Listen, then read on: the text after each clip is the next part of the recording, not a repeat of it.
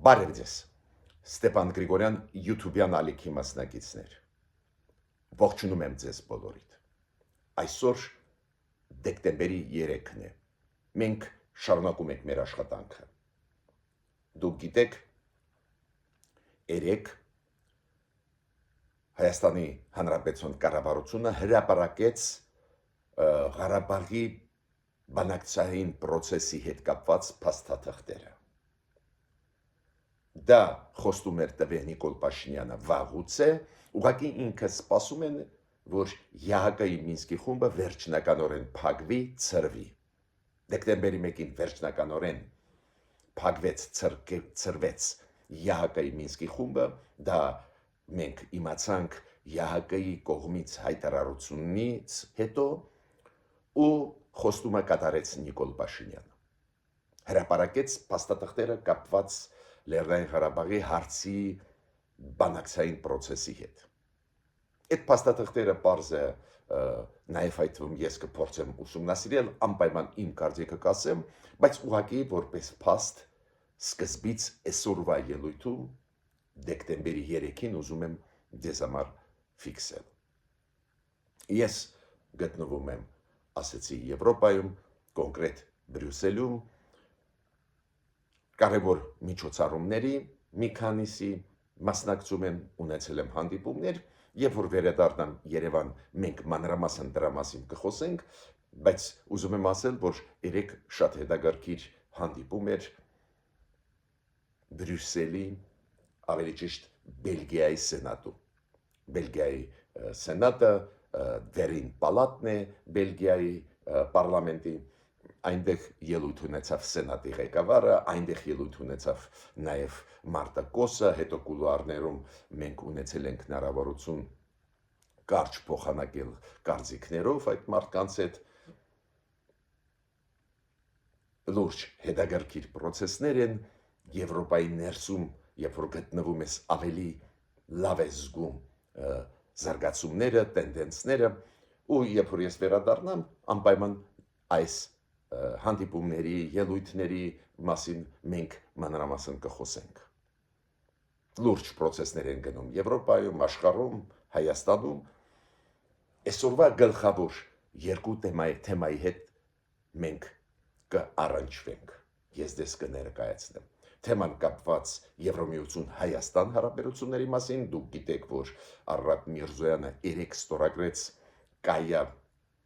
Կալասի հետ Եվրոմիության արտգործնախարարի հետ կարևորագույն փաստաթղթեր, մենք անցանք Եվրոմիության հետ տեղափոխվեցինք դեպի ռազմավարական գործընկերություն։ Լրջագույն քայլ արված Հայաստանի կառավարության կողմից ողջունում եմ ու պետք է դրա մասին այսօր մանրամասն խոսենք եւ երկրորդ կարևորագույն թեման բանակցություններ Միացյալ Նահանգներ Ռուսաստան Մոսկվայում Պուտինը ընդունեց Միացյալ Նահանգների պատվիրակությունում։ Ինչքան հասկանում եմ, Պուտինը մերժեց այս առաջարկությունները Դոնալդ Տրամպի ուղղակի մի քանի ժամ առաջ Յուրի Ուշակովը Պուտինի օգնականը ասեց, որ կոմպրոմիս չգտնվեց, չկարողացան ընդհանուրի գան գլխավոր հարցերում, տարածքային հարցերի հետ կապված,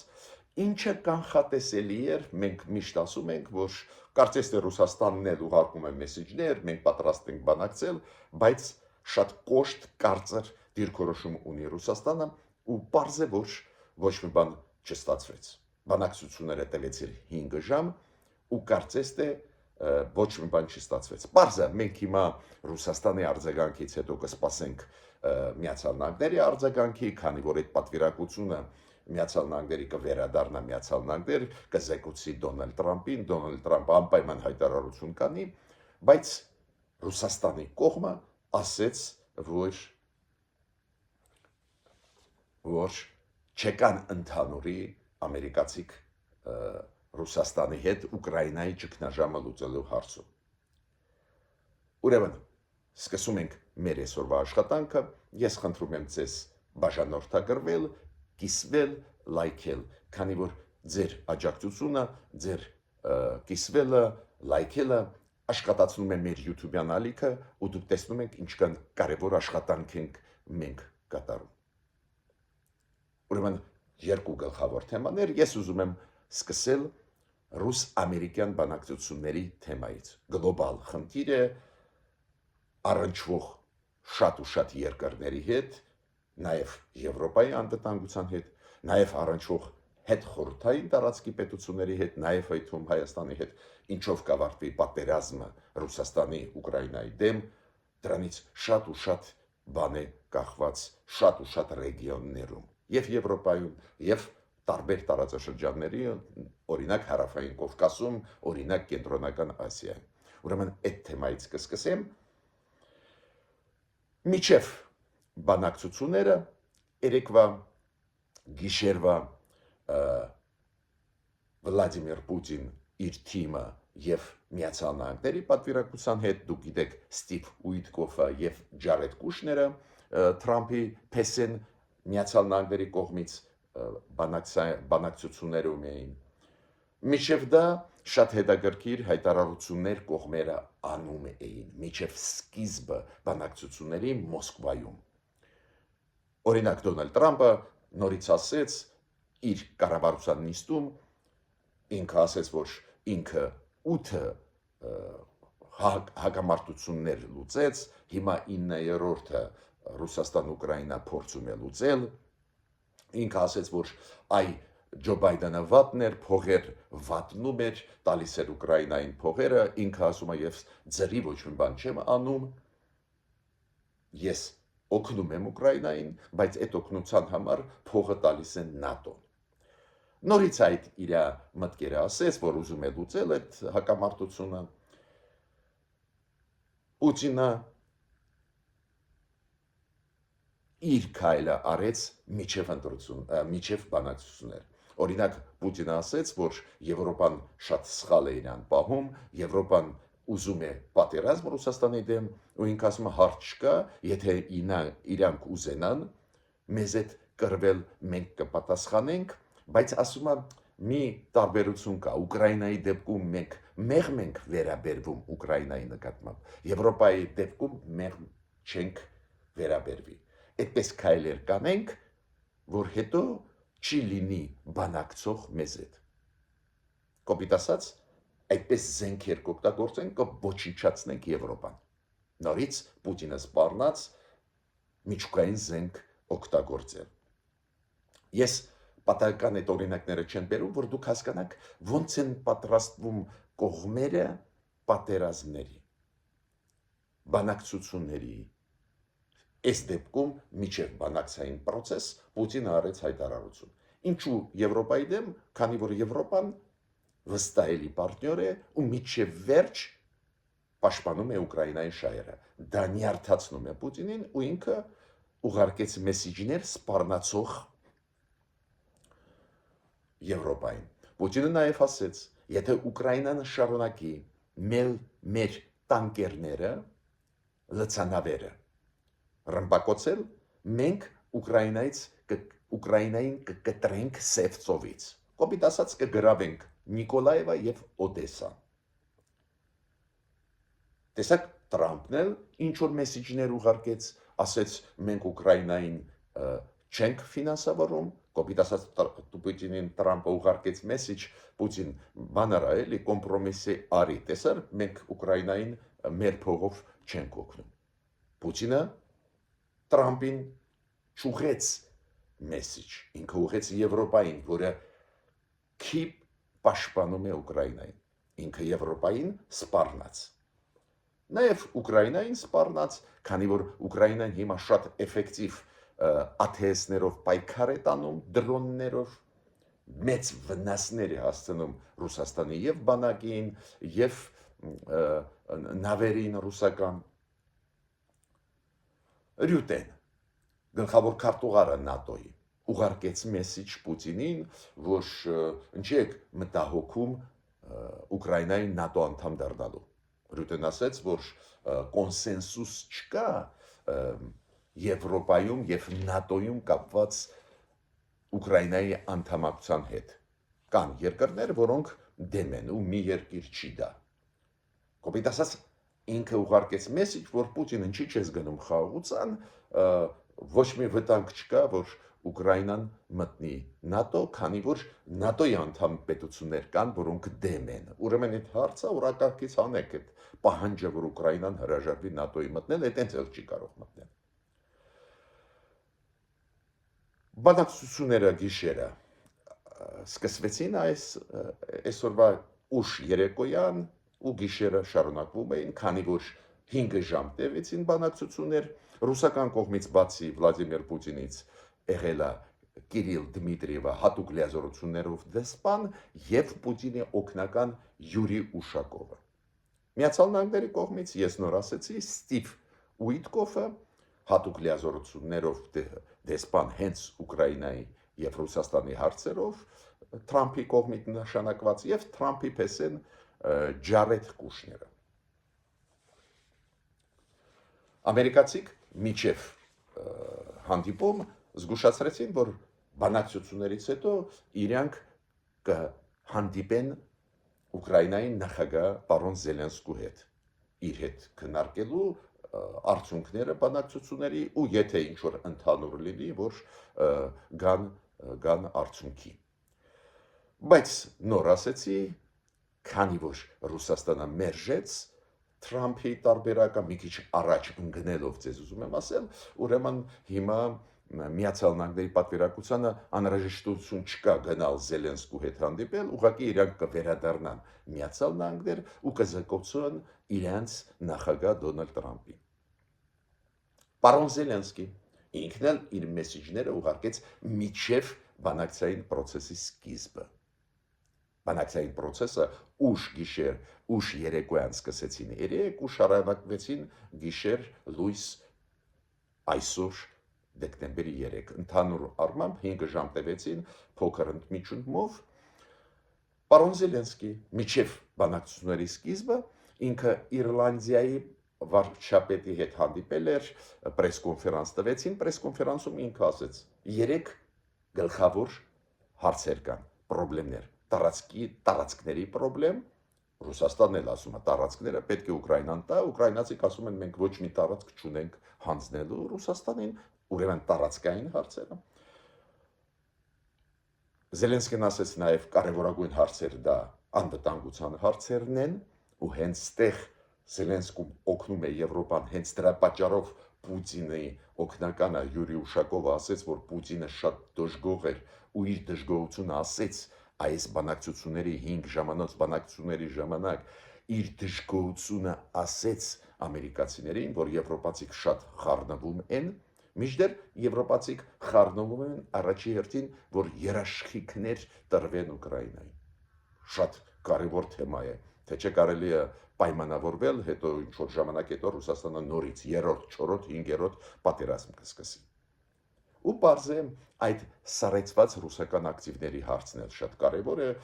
Եվրոպայում ստեղ քննարկում գնում է, ոչ բոլորը համաձայն են այդ քայլի գնալ, մինչդեռ այդ սառեցված ակտիվները դա մեծ գումարներ են միացյալ Ռուսաստանի գտնվող Եվրոպայում շատ մեծ գումարներ, հարյուրավոր միլիարդանոց գումարներ, որոնք թույլ կտան Ուկրաինային վերականգնվել, օգնել։ Զելենսկին էլ ուղարկեց մեսիջ։ Ինչու ես այդպես մանրամասն ձեզ ներկայացնում եմ ու դա շատ կարևոր հարցեր են։ Ինչ մեսիջներ են ուղարկում Միացյալ Նահանգները, Ռուսաստանը, Ուկրաինան, Եվրամիությունը, ՆԱՏՕ-ն միջև բանակցային process։ Այդ ներկայացնում եմ, որ դուք հասկանաք ոնց է կառուցվում մեծ համաշխարհային մակարդակի դիվանագիտությունը։ Դիվանագիտությունը ոնց է աշխատում, ոնց է ներկայացնում, ոնց են պետությունները իրենց շահերը պաշտպանում։ Այո, պետք է սովորենք։ Նախնական քայլեր, միջև բանակցություններ, բանակցություններից հետո հայտարարություններ։ Ու պետք է ասեմ, որ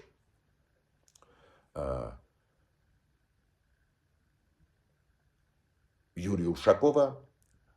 ավարտելուց հետո բանակցային process-ի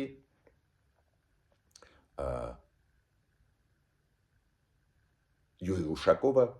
օգնականը Պուտինի ելույթով հանդես եկավ։ Ինքը լրագրողների համար պատմեց ինչ արդյունքներ էին այդ բանակցությունների հետո։ Դա ուղղակի մի քանի ժամ առաջ էր, քանի որ բանակցությունները ուշ գիշեր 3 դեկտեմբերի 2-ին սկսվեցին, ես ասացի, ու շարունակվեցին դեկտեմբերի 3-ին ուշ գիշերը ու ավարտեցին։ Ուրեմն, ինչ է ասում Ուշակովը։ Ուշակովը ասում է, որ օգտակար, շատ օգտակար հանդիպում էր, շատ կառուցողական, շատ բովանդակալից, եւ այդ բանակցային process-ը ոչ թե 5 րոպե էր, ասում է Յուրի Ուշակովը, այլ 5 ժամ էր։ Ինքը ասեց, որ ներկայացուցիչները Տրամպի, Ստիվ Ուիտկոֆը եւ Ջարեդ Կուշները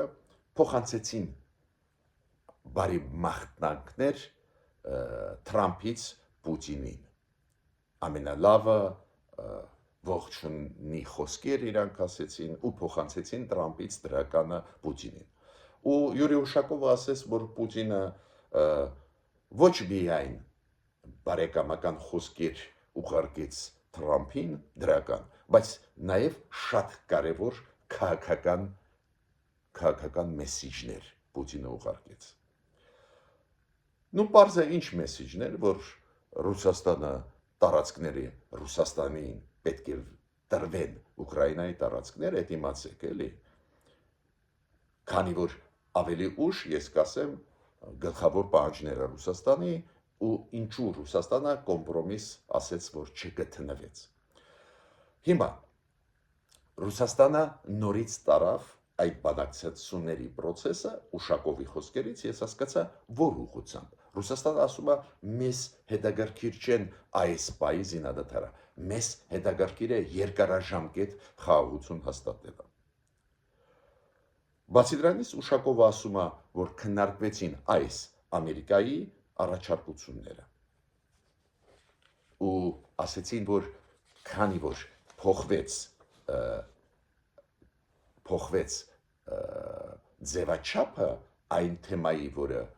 Թրամփի առաջարկածը կար։ Հիշում եք 28 կետանոց Թրամփի առաջարկություններ, Թրամփի պլաններ, հետո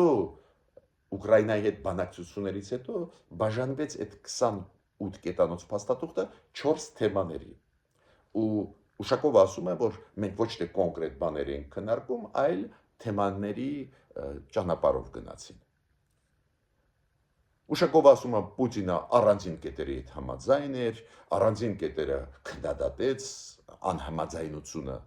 հայտնեց Միացյալ Նահանգների առաջարկությունները, բայց գլխավոր մեխը, որը ասեց Յուրի Ուշակովը, օգնականը Պուտինի, ոչ մի կոմպրոմիսի կողմերը չհասան, ոչ մի ընդհանուր բան չգտան, կոմպրոմիս չգտավ, մի շարք կարևորագույն հարցերի հետ կապված։ Ու Ուշակովը ասեց, տարածքային հարցերը քննարկվել են, դուք հիշում եք ինչի մասին է խոսքը, Ռուսաստանը պահանջում է, որ Ուկրաինան եւ միջազգային հանրությունը ճանաչի Ղրիմը, Դոնեցկի եւ Լուգանսկի մարզերը Ռուսաստանի տարածքներ որպես ճանաչի, ընդունի, որ դա Ռուսաստանն է։ Բացի դրանից տարածքային հարց, երբ որ ասում են, նկատի ունեն, որ Դոնեցկի, Լուգանսկի այդ մարզերից որտեղ որ դեր կան ուկրաինացիք, զորքը պետք է դուրս բերեն։ Ու ինքը ասեց, որ Ուշակովը, որ Ռուսաստանը չի տեսնում Ուկրաինայի ճգնաժամի լուծումը առանց այդ տարածքների հարցի լուծում։ Կոպիտ ասած, այդ տարածքները պետք է Ռուսաստանին տաս ու զորքերը դուրս բերես Դոնեցկից, Լուգանսկից, այդ մարզերից։ Ուկրաինայի զորքերը, քանի որ մի մասը այդ տարածքների դեր Ուկրաինայի զորքերը պահում են։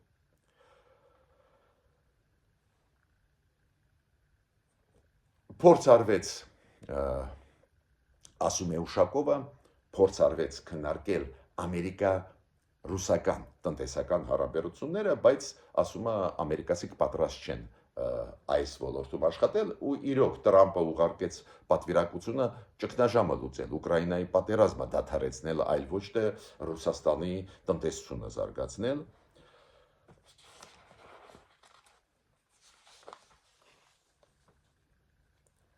Շատ հետաքրքիր է, որ կողմերը պայմանավորվեցին այս բանակցությունների process-ի արդյունքները ոչ ոքի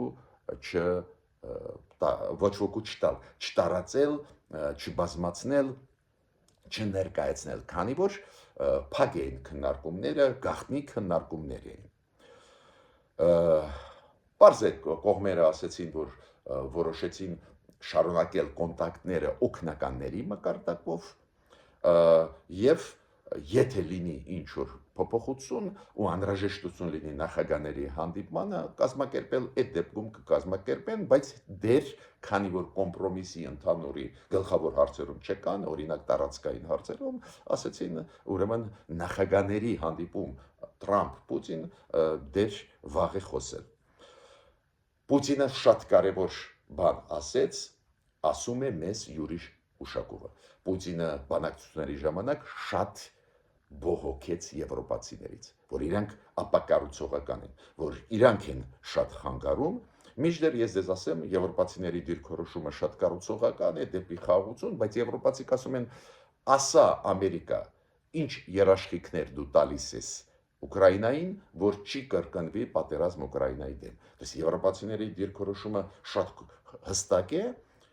իրենք կողմնակից են, որ զինադադար լինի, այդ ամեն ինչի կողմնակից են, բայց իրենք ասում են երաշխիքներ ասեք, որն են, ով կտա երաշխիք։ Հիմա Ռուսաստանը ասում է, մենք երաշխիք կտանք, մենք մամայարև չենք հարձակվի Ուկրաինայի վրա, բայց եվրոպացիք ասում են, այդ ինչ երաշխիքն է։ Երաշխիքը այլ ձևով է լինում։ Օրինակ եվրոպական երկրների խաղաղապանները մտնեն Ուկրաինա։ Օրինակ, Միացյալ Նահանգները ստանձնեն պարտավորություն Ուկրաինայի պաշտպանությունը ուժեղացնել, որ չկրկնվեն պատերազմները։ Այ շատ է նյարդացած Պուտինը այդ եվրոպացիների կառուցողական մոտեցումը, դա թույլ չի տալիս Պուտինին բերել կապիտուլյացիայի Ուկրաինային։ Ուրեմն գլխավոր արդյունքները այդ բանակցությունների, որ ընդհանուրի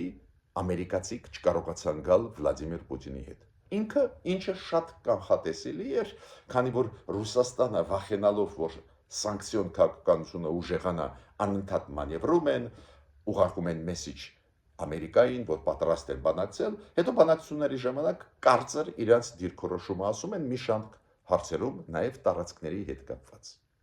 ու եվրոպացիների հետ կապված։ Ուրեմն Վլադիմիր Զելենսկին ճիշտ էր, երբ որ ասում է, որ ինքը չի հավատում, որ Պուտինը իրոք ուզում է խաղաղություն։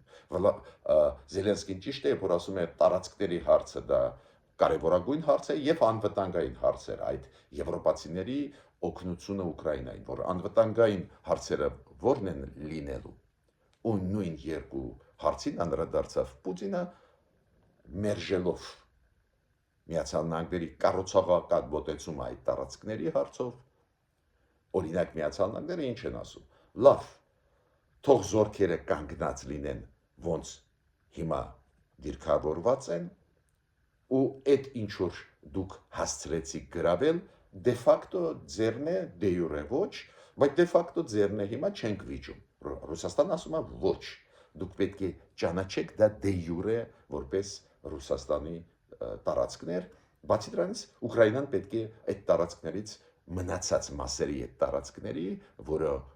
վերահսկում է Ուկրաինան, պետք է զորքերը դուրս բերի։ Տեսակ տարբերությունը ինչքան էական է։ Բացի դրանից Ռուսաստանը ասում է եվրոպացիք ինչ գործ ունեն։ Ինչի պետք է Եվրոպայի զորքերը խաղաղապանները մտնեն Ուկրաինա ու վերահսկեն Ուկրաինան։ Ուրեմն ոչ մի արդյունքի չկան, ինչը շատ հասկանալի է ինձ համար, կանխատեսելի էր ինձ համար, բայց իրոք մարդիկ ողջևորվում են, նաև Դոնալդ Տրամպը մտածում է, եթե Պուտինը ուղարկում է մեսիջ կառուցողական, ուրեմն ինքը խաղաղություն ուզում է։ Ձախողվեցին բանակցությունները, նայենք Դոնալդ Տրամպի արձագանքը հանդիպելուց հետո իր պատվիրակության հետ, որը հիմա վերադառնում է Վաշինգտոն։ Մյուս հարցը, այո, 3 պատմական օր էր Հայաստանի համար։ Մեր համագործակցությունը Եվրոմիության հետ վերջի 4 տարիա նոր թափ առավ, միշտ էր համագործակցում էին, բայց վերջի 4 տարիա նոր թափ առավ, ու մենք միշտ ողջունում ենք, որ մեր այսօրվա կառավարությունը Հայաստանի ու Նիկոլ Փաշինյանը սկսեցին իրոք ակտիվ աշխատել Եվրոպայի հետ տարբեր ոլորտներում, վիզաների ազատականացման ոլորտում, առևտրի ոլորտում, էներգետիկայի ոլորտում, գիտություն, կրթություն, հիմա սա չեմ թվարկի, բայց մենք բոլորս ձեզից սպասում էինք, երբ մեր կառավարությունը որոշում կընդունի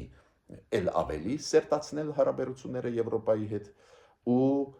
նույնիսկ անդամակցության հարց դնի։ Երեկվա հանդիպումը Բրյուսելում Արադ Միրզոյանի Եվրոպական միության կարևորագույն պաշտոնյաների հետ, արտգործնախարարի Կայա Կալասի հետ, շատ կարևոր դեմքը Մարտա Կոսը, Եվրոմիության ընդլայնման կոմիսարը, այդ բանակցությունները բերեցին լրջագույն արդյունքի։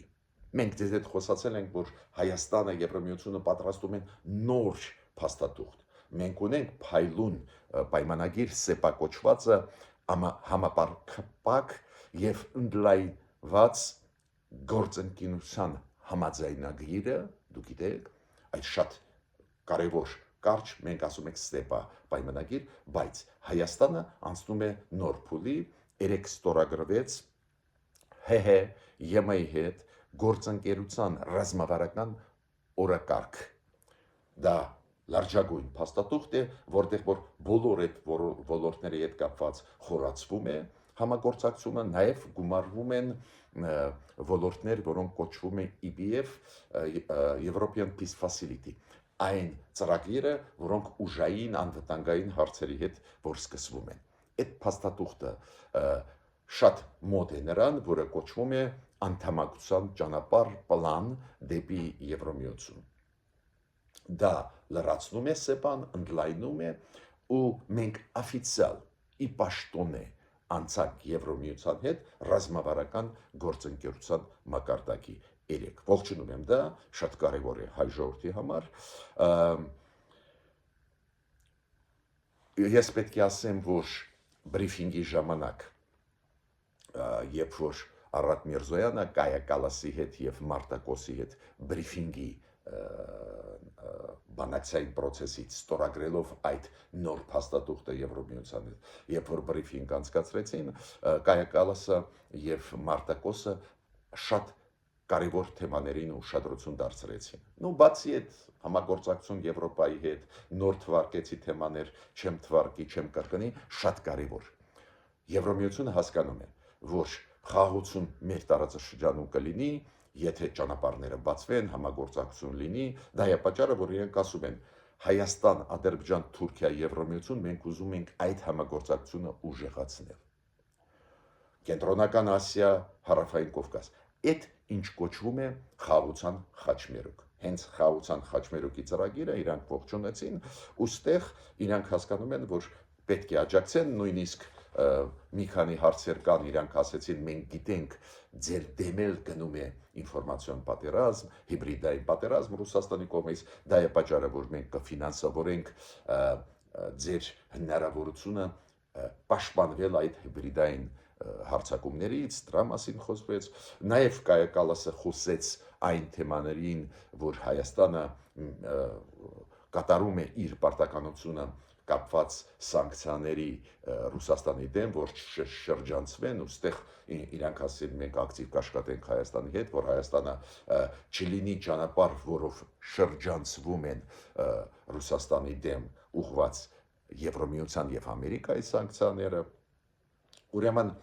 շատ ու շատ հետագարկիր պայմանավորվածություններ, կարևոր հետագարկիր մտքեր, որոնք համընկնում են մեր Հայաստանի կառավարության դիրքորոշման հետ, ու պետք է ասեմ, որ մյուս տարի դուք հիշում եք Երևանում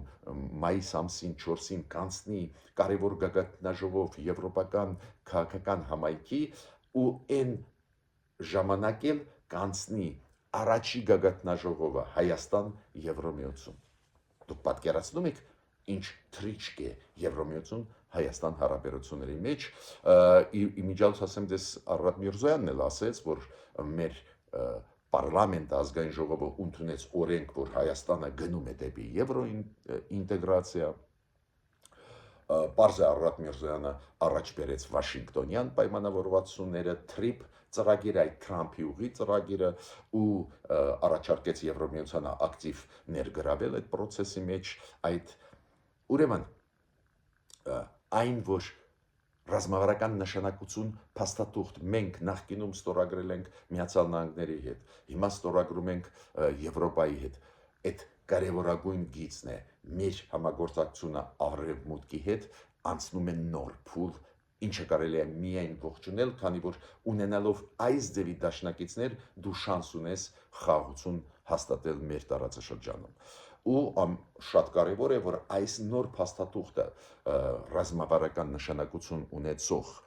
գործընկերությունը Եվրոմիության հետ, որը Արարատ Միրզոյանը ստորագրեց Կայա Կալասի հետ եւ Մարտա Կոսի հետ, այս փաստաթղթում սկսում են ավելի ակտիվ մենք համագործակցություն անվտանգային ոլորտում, պաշտպանության ոլորտում Եվրոմիության հետ։ Եվ պարզ է մաս կա պաշտպանվել հիբրիդային պատերազմներից ու Կայա Կալասը ու Մարտա Կոսը հատուկ նշեցին այդ փաստը, որ հիբրիդային վտանգները մեծ են, Հայաստանի դեմ Ռուսաստանը օգտագործում է, ոնց օգտագործում են Մոլդովայի դեմ։ Ու այսօր երբ որ մեզ հրավիրեցին Բելգիայի սենատի ղեկավարը ելույթ ունեցավ, հետո Մարտա Կոսը, ընդլայնման կոմիսարը Եվրոմիության, այդ Մարտա Կոսը, որը ստորագրեց այդ փաստաթուղթը Արարատ Միրզոյանի հետ,